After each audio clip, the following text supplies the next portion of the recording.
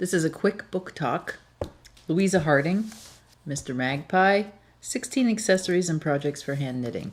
This publication has been out for a while, but Louisa Harding always has beautiful publications with beautiful photography. These accessories are accessible, vintage inspired always, and fun to knit and simple to knit. Not usually anything too complicated like that. And little mitts and a collar. Little beret with beads. And you can buy yarn. I don't carry the yarn, but you can buy yarn that has pre-beaded, or you can add your own beads as you go. Cute little kidsita or silk mohair poncho.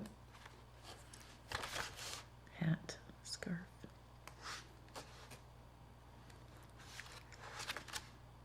Beautiful berets. I love berets. They are so flattering on most heads. If you don't think you look good in hats, try a beret, because you probably will look great in it.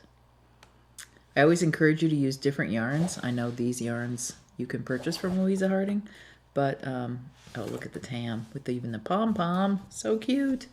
And I love the cable.